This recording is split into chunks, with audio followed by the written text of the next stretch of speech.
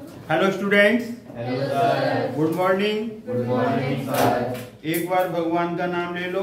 ओम ओम ओम ओम ओम। शांति ही शांति ही शांति। किसी भी इष्ट देव का नाम लेकर के काम शुरू करना चाहिए। भगवान ही हमें शक्ति देता है और वही हमें काम करने की प्रेरणा देता है।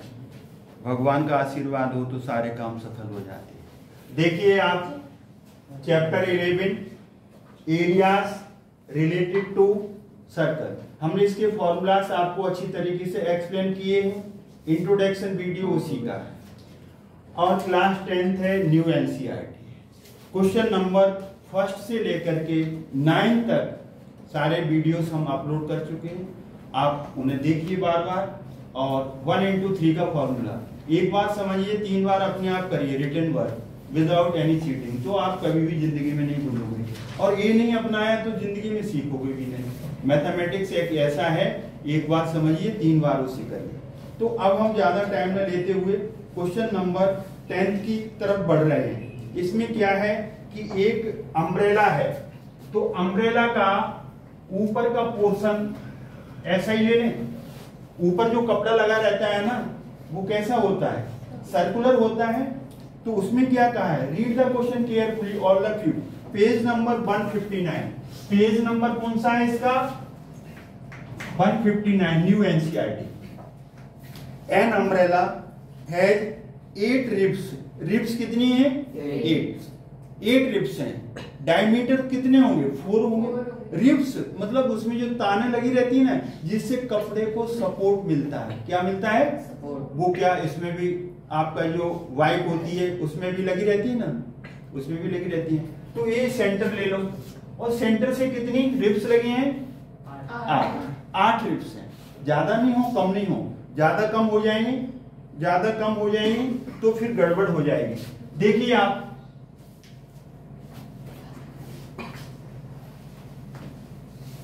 1 2 3 4 डायमीटर होने से रिब्स 8 हो गई कि नहीं होगी? बोलो। 1 2 3 4 5 6 7 8 रिब्स हो गई। 8 रिब्स हो गई। सेक्टर कितने बनेंगे? सेक्टर कितने बनेंगे? 8 सेक्टर बनेंगे। एक सेक्टर को किसी को कंसीडर कर लो। सेक्टर कितने बनेंगे? जल्दी बोलो। 8 सेक्टर बनेंगे। अब इस सेक्टर का एंगल कितना आएगा? एंगल कितने आएगा? पूरा एंगल कितने का होता है? 360। डिवाइड कैसे करेंगे? 8 से। Carefully listen to me. Total complete angle 360 का। 8 रिब्स हैं तो 8 सेक्टर बनेंगे। तो 360 कितनी जगह डिवाइड हो गया? 8 जगह। 8 तो 8 से हम इसे डिवाइड करेंगे। 4 2 जा 4 9 जा 36 0 आ जाएगा। फिर इसको डिवाइड कर दो 45। Have you got it? बोलो। बोलते हो क्या नहीं हो? थीटा कितना आ गया? 45। थीटा नहीं दिया था लेकिन आपको पता चल गया कि नहीं? कई केसेस में, कई क्वेश्चंस के अंदर थीटा आपको निकालना पड़ेगा। आप निकाल सकते हो। अगर ये 12 सेक्टर बनते तो 12 से डिवाइड करते, 10 सेक्टर बनते तो 10 से डिवाइड करते। थीटा हमने फाइंड आउट कर लिया। आगे वो क्या कह रहे हैं? डायमीटर कितना है? 35 mm। डायमीटर कितना है? बोलो। 35 mm। mm 1 मिलीमीटर है। जो डिस्टेंस होती है ना, सेंटीमीटर सबसे छोटी, मिलीमीटर, फिर सेंटीमीटर, फिर मीटर, फिर किलोमीटर, वो तो उसके ऊपर डिपेंड। क्वेश्चन नंबर 10th का, हाँ, रेडियस 45। ये हमने थोड़ा सा दूसरे क्वेश्चन का देख लिया। You are right. ये यहाँ पर रेडियस इस केस में दिया हुआ है। रेडियस इसमें कितना दिया हुआ है? 45 सेंटीमीटर। तो यहाँ पर रेडियस लिख दो। रेडियस कितना है? 45 centimetre. Have you got it? Find the area between the 2 consecutive ribs.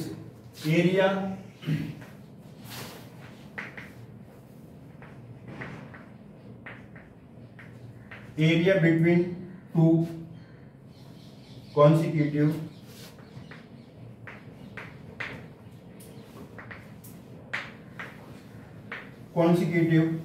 Ribs. जरा ध्यान से देखिए आप, केयरफुली। एक रिब ए है, एक रिब ए है, दोनों मिल रही है ना, तो ये दोनों मिल रही हैं, तो इसको मिला दो तो ये क्या बन गया, सेक्टर बन गया ना, एक सेक्टर। दो रिब्स मिलाकर के एक सेक्टर बनेगा।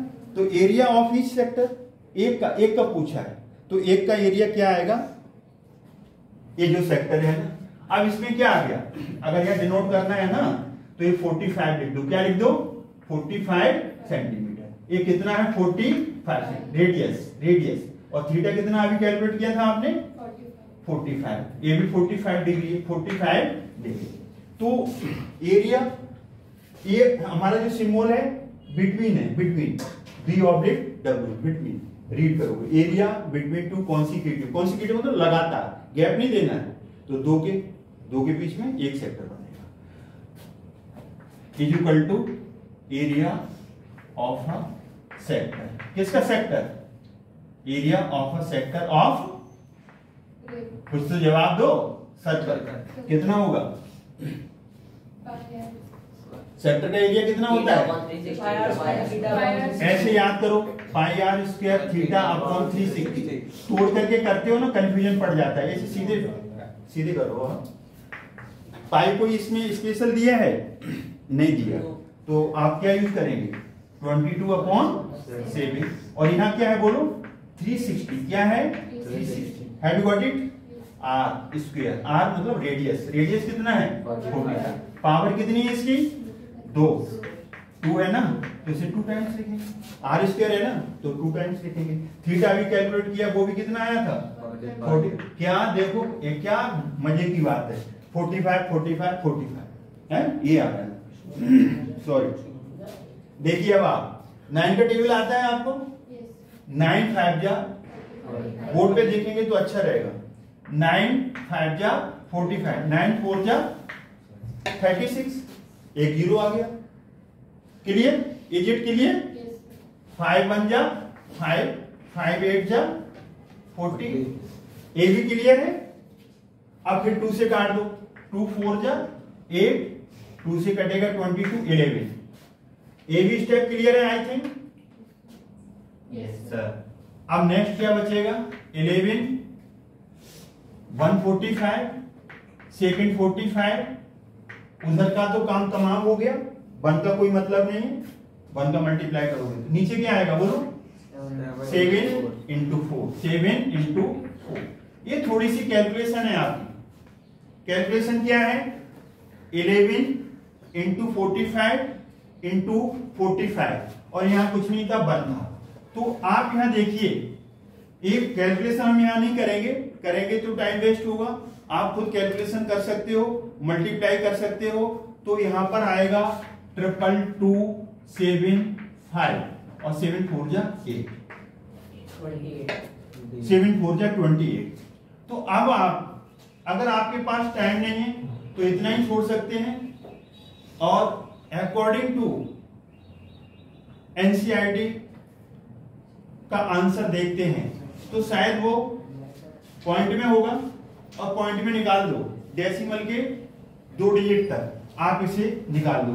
ज्यादा नहीं निकालो, डेसिमल के बाद एक ही डिजिट निकाल दो, या फिर ऐसे ही छोड़ा होगा, तो ऐसे छोड़ दिया है एनसीईआरटी में, तो ये आंसर हो गया।